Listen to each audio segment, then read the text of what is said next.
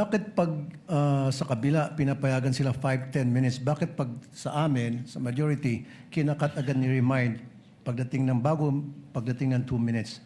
I think nakakalata na kami. So dapat pag sinabing 2 minutes, 2 minutes. Ang nasasakdal po kasi dito ay ibinoto ng 32 million na tao. Sana po, aming mga mahal na kaibigan sa prosecution, ay isipin nating mabuti bago po tayo magbigay ng mga witness na may perjury na kaso o nagkaroon po kami ng dahilan na gumawa ng amenda na itong perjury ay amendahan. Pwede po ba yun? Your Honor, with all due respect, I would like to take exception to the question and manifestation of the Honorable Senator Judge Robin Padilla. First of all, we were able to verify already that there are no cases pending against the prosecution witnesses. In addition, Your Honor, and only to respond to the concern of the Honorable Senator Judge Padilla, ang conviction po ay hindi ground for disqualification unless it is final and unless it is punishable by more than 1 year and that the crime constitutes moral turpitude. Alam niyo po, napakaganda po ng inyong sagot. Sana hindi one-sided ang ating persecution. Ano? Kasi, alam niyo, pag kayo ang pagpabor sa inyo, alam niyo ba, bawal po ang ginagawa. Kindly maintain Presiding order officer, within the bawal court. po ang ginagawa nitong nasa harap natin, nagkukomento. Kindly maintain order in the court. The Sergeant at Arms, by authority of the Senate President, is directed to kindly maintain Hindi po order in the sila court. allowed. Mag-ingay. Korte po ito. Thank you. You may proceed, Senator Judge. Who was speaking? Ako po. You may proceed, Senator Judge. I was Padilla. interrupted. With due English. apologies. So, ibig niyo pong sabihin, yung mga senator judges dito ngayon na humaharap sa kaso, na hindi po pinapayagan ng ombudsman at hindi pa rin sila guilty, ano pong ibig niyo sabihin? Your Honor, with all due respect, ang question niyo po kanina ay kaugnay ng pagtistigo. Testigo nga, Referring to judges the nga yung witnesses sinasabi of the prosecution, Your Honor. Ang usapan po ay yung guilty or not guilty. Okay? So, tatanong na po ako ng bago. Pwede po ba? May I be clarified, Your Honor, on your last question about the senator you said are facing cases? Lead counsel, I think that was more Alam of niyo a- po, malinaw na po yung sinabi ko and wala po kayong karapatan magtanong Hindi, sa Senator Judge. diliwanagin ko nga po. I think Senator Judge Padilla was making a manifestation and not posing a question to the lead prosecutor in relation to our two colleagues. You may proceed, Senator Judge Padilla. Maraming salamat po, Ginoong tagapamahalang hukom. Pwede na po ba tayong mag-advance ng katanungan? Yes, Your Honor. Apo. Yung pong sinasabi ninyo, bakit nyo po nababanggit ang ICC dito?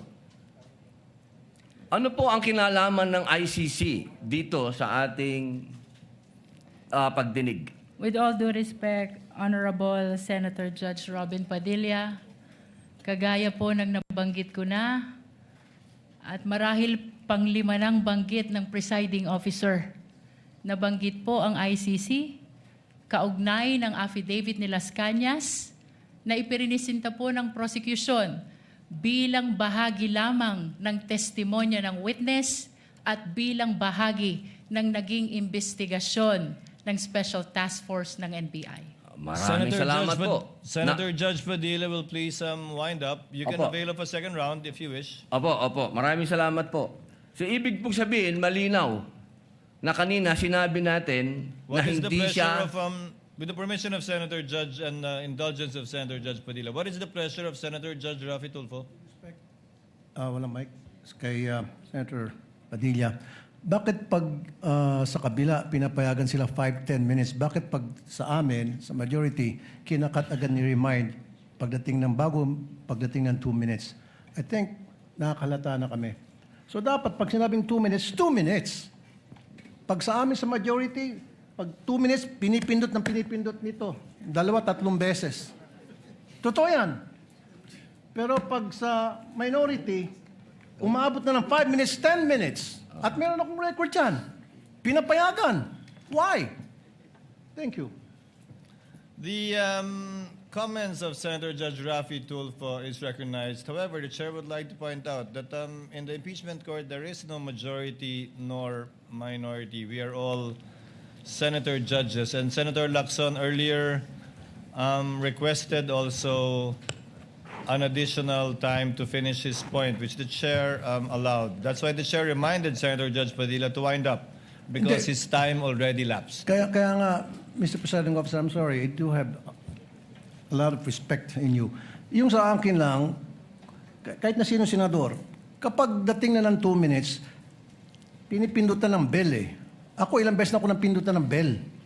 Nakakairita eh. Samantalang yung iba, hindi pinipindutan ng bell, umabot pa ng 5 minutes.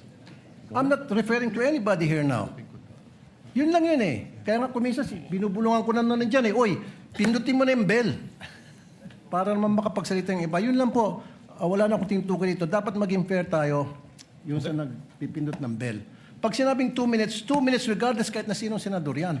Thank you.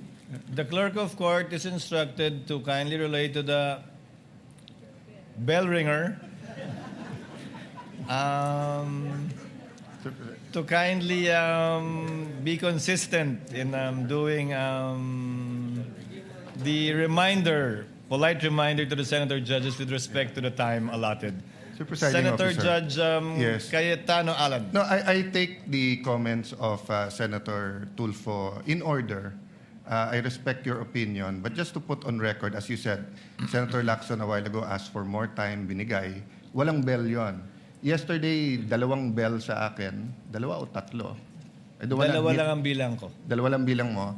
And maybe the solution is that after the first, isang bell na lang, pero kasi from the start of the impeachment trial, we asked the presiding officer at sabi mo nga, liberality, because then if not, if we can't ask questions, baka magkaroon ng motion or mas lalong tatagal.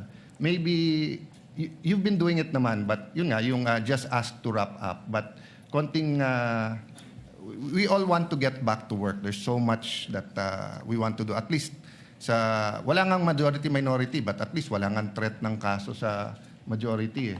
Kami magsalita dito, parang may sword sa aming nakatutok. So, konting pagbibigay din sa amin ng konting liberality din sa pagtatanong. Yes. But in accordance with the rules, tama naman po yung sinabi ni Senator Tulfo.